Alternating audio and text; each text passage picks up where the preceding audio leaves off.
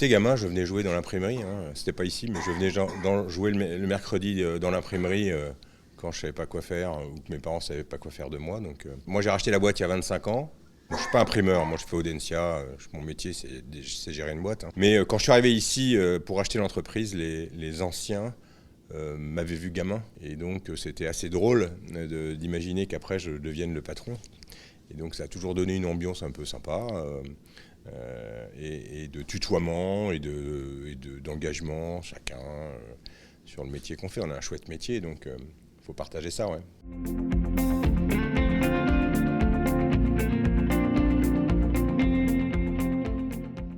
Alors d'abord, nous, on est une industrie lourde. L'imprimerie, c'est une industrie lourde. Et entre autres, on a beaucoup travaillé sur la relation client.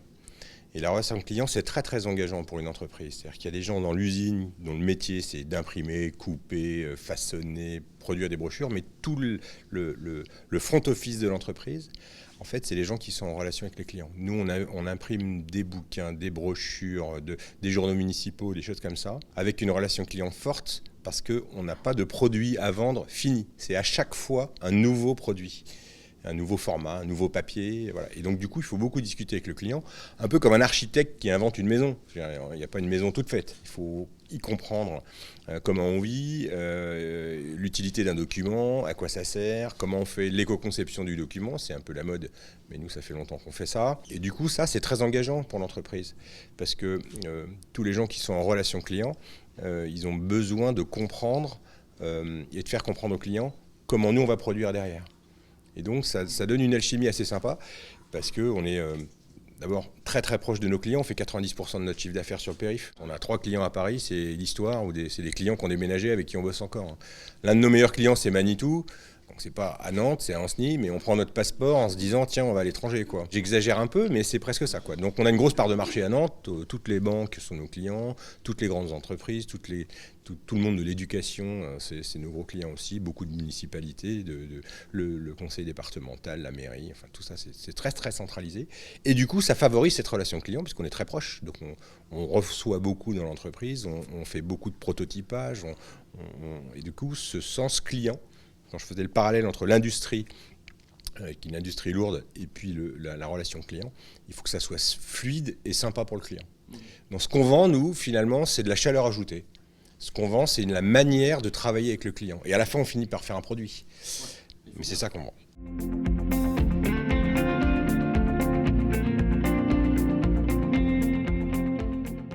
L'éco-conception, c'est d'abord imaginer, travailler pour... finalement imprimer moins pour imprimer mieux. C'est un paradoxe, parce qu'en fait, c'est comme l'EDF qui vous dit éteignez les lumières parce que c'est mieux, sauf qu'ils vous vendent moins d'énergie en faisant ça. C'est un peu le même raisonnement, en disant plus on anticipe les achats, plus on trouve des formats papier, par exemple, plus courts pour avoir le moins de chutes possible, plus le format rêvé par le client, transformé par nous et optimisé, moins on a de chutes, moins ça coûte cher, moins on fait de déchets. Et puis ensuite, ce qu'on imprime, c'est à base d'encre végétale. Depuis 2005, ça fait longtemps qu'on pense que le pétrole, c'est pas bon, et donc on met du végétal dans nos encres. On a une démarche développement durable qui a démarré en 2003. On est certifié ISO 14001 depuis 2007. On est très en avance là-dessus. Et ça a du sens parce que l'autre sujet, c'est notamment vrai depuis le Covid, c'est de sourcer localement. Et donc l'éco-conception, c'est aussi d'imaginer qu'on n'achète pas des produits qui viennent de Chine.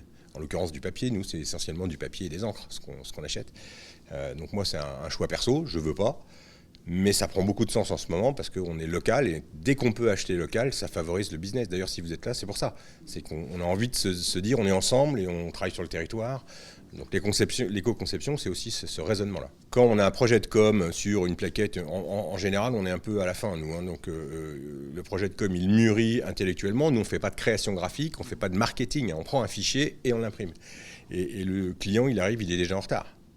Donc tout le sens client dont je parlais, ou la chaleur ajoutée, qui est un petit mot amusant qu'on a inventé, c'est plutôt de dire comment on va faire pour que le client il ait son document à l'heure. La plupart du temps, 95% des dates ne sont pas tenues dans l'entreprise. Par le client, pas par nous, par le client. Il promet des choses et il est en retard. Tout le temps, tout le temps, tout le temps. Mais c'est top parce que ça veut dire qu'on met du lien, on rattrape quand même le retard, et puis à la fin on fait du business. On est là pour faire du business.